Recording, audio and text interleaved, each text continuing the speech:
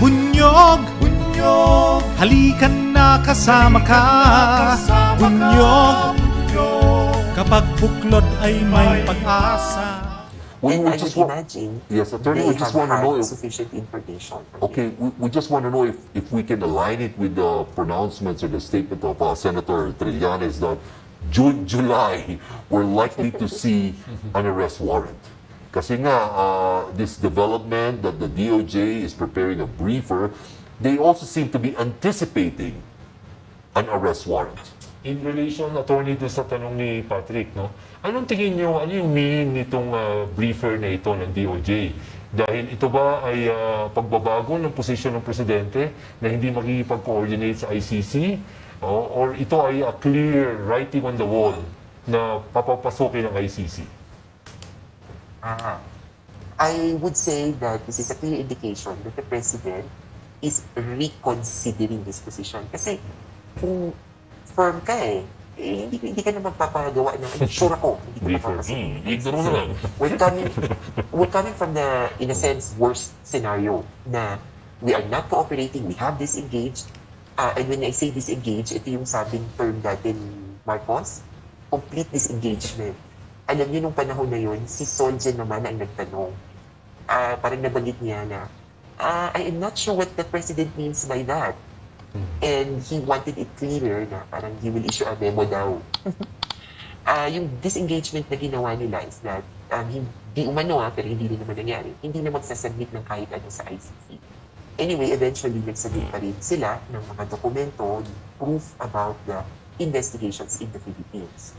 Unfortunately, this were not taken, and they also submitted a reply as regards the deferral. Actually, they requested for the deferral, tapos they continue to engage with the ICC kahit may sinabing disengage, no? Which was weird. Now comes this briefer, and I think this is an indication that Marcos is not fully, kumbaga, certain as to his points about the ICC. And if I may backtrack to the campaign, wala siyang sinasabi tungkol dito sa ICC noon, di ba? Tapos sa pagsimula ng termino niya, parang sinasabi niya lang, ayoko dyan sa ICC. And he was repeating arguments that have been repeated ad nauseam. Paulit-ulit na sovereignty, na parang silang plaka. Kaya sabi namin, is he well-informed, especially after the developments, after the decisions? Now that he's looking at it closely and on a legal perspective, I think that this is a reconsideration, or at least an indication that he will be reconsidering his decision. Okay, so Attorney Conti, June, July, are we going to see an arrest warrant issued? Will it be announced? Sa tansya po niyo, will it be announced? Because I understand that the ICC does not always announce when an arrest warrant has been issued because to prevent the accused from fleeing. So, Yes. are we going to see an announcement anytime soon? Ang ano ko dyan, no news would be good news because ICC processes as regards issuance of a warrant, application of a warrant of arrest, issuance, and service even are considered confidential. Tama yun. Kailangan po masurpresa o kaya kailangan mong mahuli yung tao. And the element of surprise is crucial to the implementation of a warrant of arrest. Ang kailangan mo dyan information kung saan siya pupulutin. Now, this is the thing. In recent months, they have had announced Yes. the In issuance Russia, of a for warrant Russia, of arrest or warrants of understand. arrest against Putin. It's Putin. And the reason was, or in one interview, the prosecutor said, I'm announcing this because as a form of deterrence against future crimes against humanity. Sa Russia po kasi, tuloy-tuloy yung nangyayari mga crimes against humanity and war crimes. At sabi nung ICC, ay naku, sisimulan ko na muna ito habang kumpleto yung documentation ko tungkol sa relocation of kids, of children na nasa orphanages daw ng Ukraine na nilipat ng Russia. Habang kumpleto yung dokumento dito, mag-issue na ako ng warrant of arrest para deterrent o pantigil dun sa ganitong actions. Later, they issued another set of warrants. And until now, the investigation has not been completed.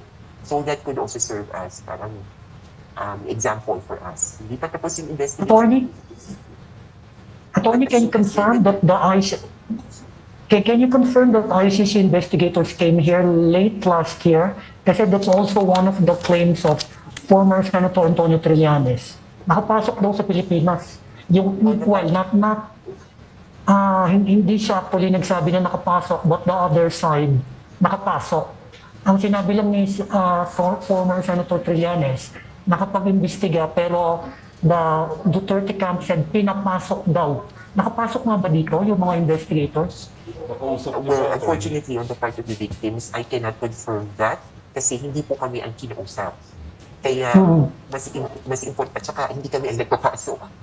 So yung two parties, sabihin na natin, yung nagpapasok, yung kinausap, if they can confirm, and we have heard word that they have entered the Philippines, edi sa kanila yon.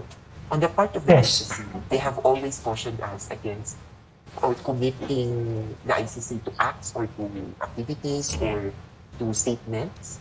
Kasi at this point, while the investigation is ongoing, security is a material point. Okay. Wala kami kakayanan na protektahan yung ICC investigators, and I'm looking at the possibility of them returning. Kung kami po sa mga victims, we continue cooperating with the court in any ways possible, and from what we've seen, porsigido po ang ICC. Kaya hindi malabo or hindi malayo na nangyari talaga yun.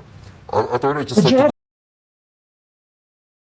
Bunyog, bunyog, halikan na kasama ka.